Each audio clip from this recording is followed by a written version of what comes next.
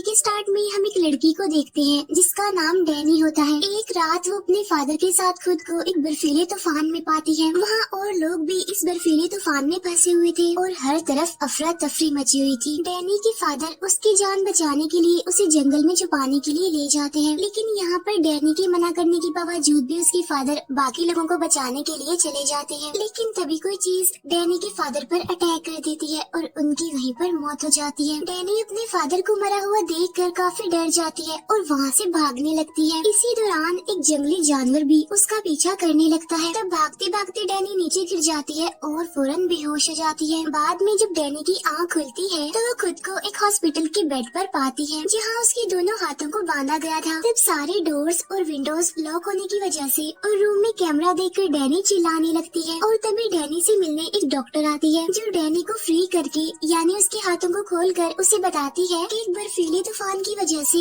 तुम्हारे एरिया के सारे लोग मारे जा चुके हैं और डैनी एक अकेली सर्वाइवर है, यानी जो उस बर्फीले तूफान में सर्वाइव कर गई है। लेकिन डैनी ये बात मानने को तैयार नहीं थी और बताती है कि उस रात किसी जंगली जानवर ने मेरा पीछा किया था। ये बात सुनकर वो डॉक्टर डैनी को उसके फादर का नेकलेस देती है। इसके बाद वो डैनी को बताती है कि असल में तुम एक म्यूटेंट हो और तुम्हारी तरह और भी बहुत सारे म्यूटेंट्स हैं जिनके साथ तुम्हें यहाँ पर रहना है जब तक कि वो अपनी पावर्स के बारे में जान नहीं लेती और उन पर कंट्रोल करना सीख नहीं लेती। हालांकि डैनी तो अपनी पावर्स के बारे में कुछ भी नहीं जानती थी। इसके बाद डैनी को उसका रूम दिया जाता है जहाँ कैमरा के जरिए उस पर नजर रखी जाएगी। नेक्स्ट डे डैनी कुछ और म्यूटेंट से मिलती है, यानी जिनके साथ उसने इस फैसिलिटी में रहना था। पहले हमें रैन दिखाई जाती है जहाँ उसके पास वुल्फ में चेंज होने की पावर थी, लेकिन अब वो एक स्ट्रेस से गुजर रही थी जब से प्रीस्ट ने उसे विच समझकर उसे मारने की कोशिश की थी। इसके बाद इलियाना के बारे में बताया जाता है जो हर टाइम अपने साथ पर्पल ड्रैगन हैंड पपेट रखती है और इलियाना के पास ये पावर होती है कि वो टेलीपोर्टेशन पावर को यूज करके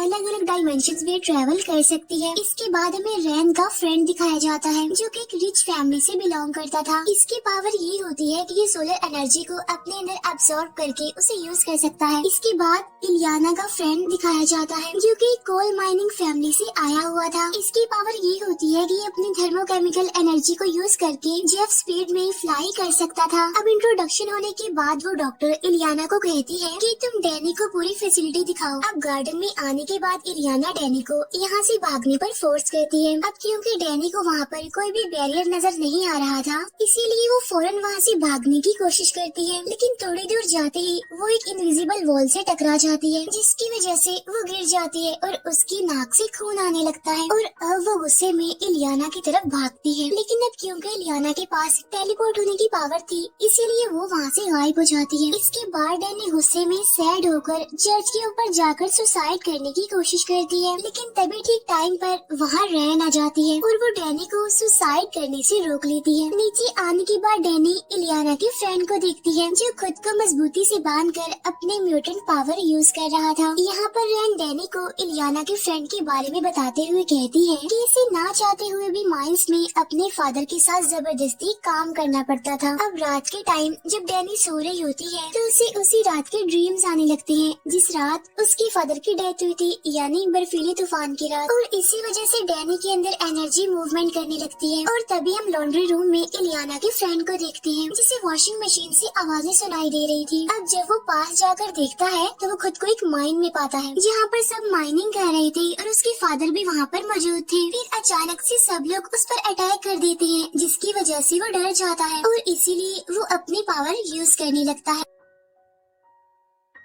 नेक्स्ट डे डैनी नहाते हुए रैन से उसकी बॉडी पर बने W साइन के बारे में पूछती है, लेकिन रैन उसे कुछ भी बताने से मना कर देती है। इसके बाद रात को डैनी और इलियाना के बीच फाइट होने लगती है और यहाँ पर इलियाना अपनी पावर से डैनी पर अटैक कर देती है, लेकिन तभी वो डॉक्टर वहाँ पर आकर उन्हें रोक लेती है और दोनों को अलग अलग सेल में बंद कर देती है। यहाँ डैनी को इलियाना की आवाजें सुनाई देने लगती है जहाँ इलियाना स्माइली मैन के बारे में सोच रही थी क्योंकि वो उससे डरती थी। यहीं पर डैनी को एक विजन विजन आता है जहाँ उसके ऊपर एक काफी बड़ा बीस्ट अटैक कर देता है। इसके बाद जब कैमरा काम नहीं कर रहा होता तो वो डॉक्टर डैनी के सेल में आती है जहाँ वो देखती है कि डैनी की पूरी बॉडी पर ब्लड लगा हुआ है। फिर नेक्स्ट डे वो डॉक्टर डैनी का ब्लड सैंपल लेते हुए उसे बताती है कि तुम सब न्यू म्यूटेंट्स हो और न्यू म्यूटेंट्स बाकी म्यूटेंट्स की निस्बत ज्यादा पावरफुल और खतरनाक होते हैं। खतरनाक वो इसलिए होते हैं क्योंकि उन्हें अपनी पावर पर कंट्रोल नहीं होता और इसीलिए ये फैसिलिटी बनाई गई है ताकि उन्हें पावर कंट्रोल करने के लिए सही ट्रेनिंग दी जा सके और साथ साथ उनका ट्रीटमेंट भी हो। रात के टाइम वो बाकी म्यूटेंट्स डैनी को एक रूम में लेकर जाते हैं जहाँ वो लाई डिटेक्टर की मदद से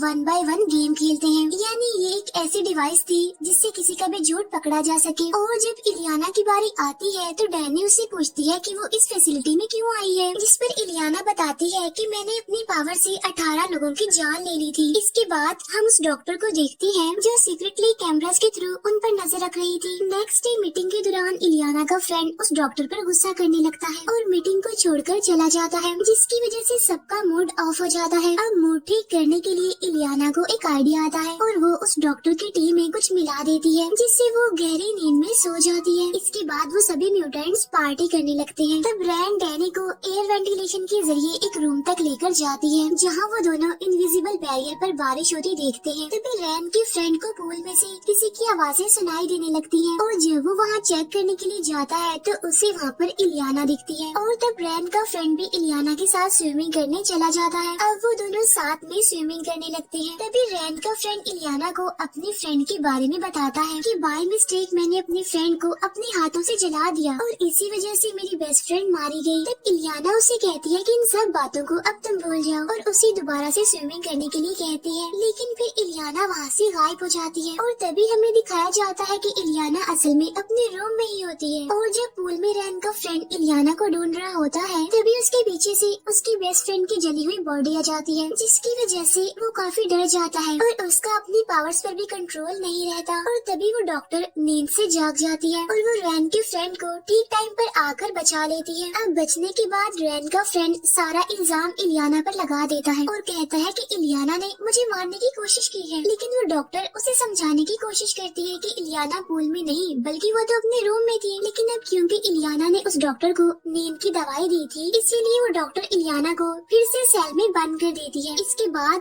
डैनी का ट्रीटमेंट शुरू हो जाता है। यहाँ पर वो डॉक्टर डैनी की पावर जानने के लिए उसे रिलैक्स करने के लिए कुछ इंजेक्शंस लगाती है, साथ साथ वो उसे कुछ क्वेश्चंस भी करने लगती है और तभी डैनी को फिर से उसी रात के विजन्स आने लगते हैं और साथ साथ उधर इलियाना को भी स्माइली मैन की ड्राइंग दिखती है और तभी रैन पर भी वो प्रीस्ट अटैक कर देता है जिससे वो डरती है और तब रैन की वुल्फ वाली आवाज सुनकर सब उसके पास चले जाते हैं। उसी टाइम इलियाना को डैनी की पावर्स के बारे में पता चल जाता है, यानी ये सब कुछ डैनी की वजह से ही हो रहा है और उसे लगता है कि डैनी सबके दिमाग में घुसकर उनके डर से खेल रही है क्योंकि सबको वही नजर आ रहा था जिससे वो डरते थे। इसीलिए गुस्से में आकर इलियाना डैनी पर अटैक कर देती है और अपनी ही बनाई गई एक अलग डायमेंशन में उसको लेकर जाती है। लेकिन डैनी अपनी अननोन पावर को यूज करके अपने फेस पर वही स्माइली मैन का फेस ले आती है जिससे इलियाना डरती थी और उसे देखकर इलियाना काफी डर जाती है।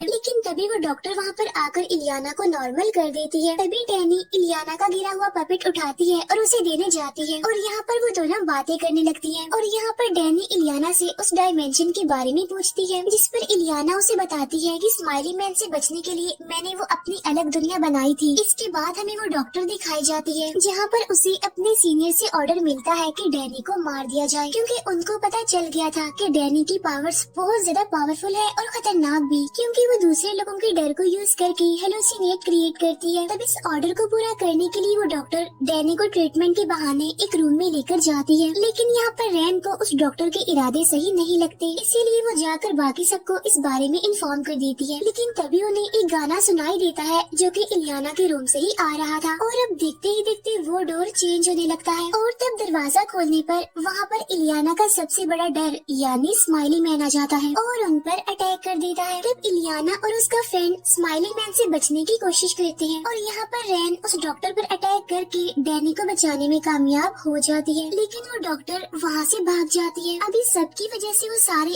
अपनी अपनी पावर्स को यूज करके खुद को बचाने में लग जाते हैं। इसके बाद वो सब लोग एक जगह पर इकट्ठे हो जाते हैं जहाँ उन्हें पता चलता है कि यहाँ से निकलने के लिए उन्हें इनविजिबल बैरियर के सोर्स को मारना होगा, यानी उस डॉक्टर को। और जब ढूंढने के बाद वो डॉक्टर उन्हें मिल जाती है तो वो अपनी पावर से सबको कैद कर लेती है और यहाँ पर वो खुद को रिवील करती है और वो कहती है कि तुम सबको ट्रीटमेंट के बहाने यहाँ पर इसीलिए लाया गया ताकि हम लोग तुम्हारी म्यूटेंट पावर को यूज कर सके और अपने अंडर वेपन्स बनाकर रख सके। लेकिन डैनी की खतरनाक म्यूटेंट पावर को देखकर वो डॉक्टर फिर से उसे मारने की कोशिश करती है, लेकिन तभी वहाँ पर एक काफी बड़ा बीस्ट आ जाता है और वो उस डॉक्टर को खा लेता है। असल में ये बीस्ट डैनी का डर होता है जो डैनी को फॉलो करते हुए वहाँ पर आ गया था, जिसे बाकियों के डर वहाँ पर आ गए थे, यानी वो डैनी को मारने आया था। अब डैनी को बचाने के लिए सब लोग अपनी पावर्स यूज करने लगते हैं। सबसे पहले इलियाना एक मशाटी लेती है और वो उस बीस्ट से फाइट करने लगती है और थोड़ी देर के बाद इलियाना का फ्रेंड भी इस फाइट को ज्वाइन कर लेता है। इसके बाद रैन और उसका फ्रेंड डैनी को चर्च में लेकर जाते हैं उसे प्रोटेक्ट करने के लिए ताकि वो जल्दी से होश में आ जाए और अपनी पावर को कंट्रोल करके हेलुसिनेट को खत्म कर दे। लेकिन तभी वो बड़ा सा बीस्ट वहाँ पर भी आ जाता है और उन लोगों पर अटैक कर देता है। अब बेहोशी की हालत में डैनी खुद को सॉल वर्ल्ड में पाती है